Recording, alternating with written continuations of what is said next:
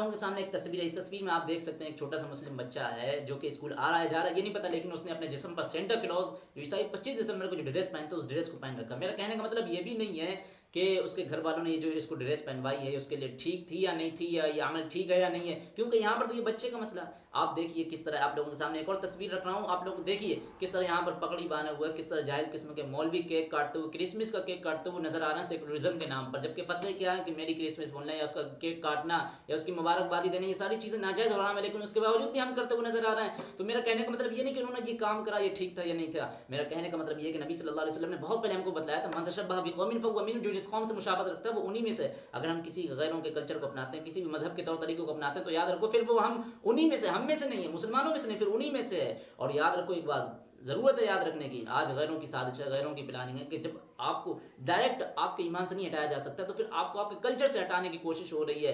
کیوں آج یہی دیکھنے کو ملتا ہے نا کہ کبھی کرسمس کے نام پر، کبھی 31 دسمبر کے نام پر کیا ہو رہا ہے، یہ ساری چیزیں ہم کو غیروں کلچر اپنانے کی بات کہی جا رہی ہے. اور یاد رکھو وہ حدیث جو میں نے آپ لوگوں کے سامنے بیان کری ہے اس کا صاف یہی پتہ لگتا ہے کہ نبی صلی اللہ علیہ وسلم نے کتنے پہلے فرمایا تھا کہ جب آپ کفر کو بطور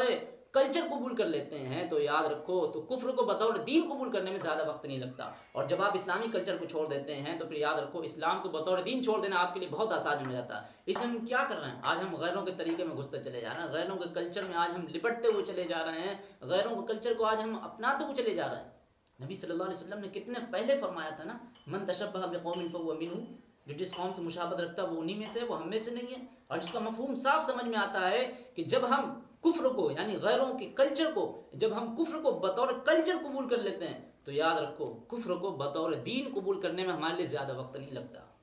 پھر اسی طرح جب آپ اسلامی کلچر کو چھوڑ دیتے ہیں، اسلامی ریتی روایات کو چھوڑ دیتے ہیں، اسلامی کلچر کو پس پشت ڈال دیتے ہیں تو یاد رکھو اسلام کو بطور دین چھوڑ دینا ہمارے لیے بہت آسان ہو جاتا ہے. اس لیے میں کہتا ہوں کہ نبی صلی اللہ علیہ وسلم نے وہ دعا بہت زیادہ مانگی ہے، ہم لوگوں کو بھی مانگنے کی ضرورت ہے. یا مقلب القلوب ثبت قلوبنا علی دینک، یا مقلب القلوب ثبت قلبی علی دینک، اے دلوں کو پھیرنے والے ہمارے دل کو اپنے دین پر پھیر دو. اسی لیے دعا ہم لوگوں کو بہت زیادہ آج مانگنے کی ضرورت ہے کہ ہم بھی دعا مانگا کریں، اے اللہ جب تک کہ تو ہم میں سے جسے بھی زندہ رکھے نا اسلام پر زندہ رکھے، اور جب تو ہم میں سے کسی کو موت دینا ایمان پر موت دے دے. اللہم من احییتہ منا فاحیی علی الاسلام ومن توفیتہ منا فتوفہ علی الایمان. ہر وقت یہ دعا مانگتے رہنا چاہیے، یہ ہم لوگوں کے لیے ضروری ہے،